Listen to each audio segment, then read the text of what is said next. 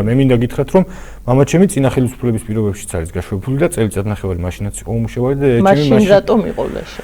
მაშინ ზუსტად აი ამ შენობაში დარბაზში გაიმართა მაშინდელი კოალიციის ლიდერის ირაკლი ალასანიას შეხვედრა, სადაც პირველად გამოუჩნდი კამერებში რაღაცა მიზეზი მაშინაც რაღაცა მოხდა იქ. რადგანაც მამაჩემს უდევს უწერია იქ, რომ ამა და ამ დროს თვითონ მენეჯერს უწერია, რომ მამაჩემმა დაურეკა და უთხრა, რომ გორის დილას თამაშზე უნდა წავიდეო და საღამოს შემოვალო შუა დღის მაგილად.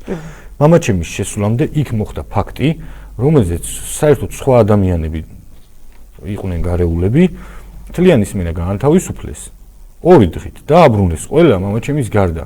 და როდესაც მივაკითხე, მითხრეს, რომ ქუჩიდან მაწანწალა ძაღლს შევიყვან და მამაშენს არაო და რატომ მეთქი და ეგ მე და შენ ვიცითო.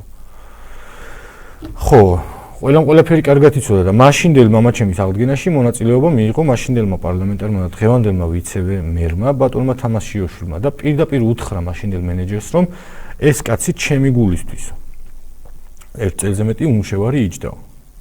და ეხლა გუშინაც ვთქვი და დღესაც ვამბობ, ბატონ თამაშიოშვილმა იქნება გაგვცეს პასუხი. ეხლა ვის გულისთვის ის? ისევ მისი გულისთვის.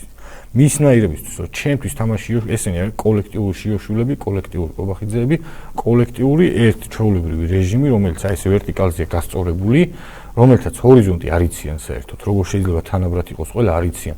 აი აქედან აი იქ ბოლომდე ვინც ყავთ, ბატონ პატრონი, მამა თუ რავი რას ეძახიან, აი ეს ადამიანები არიან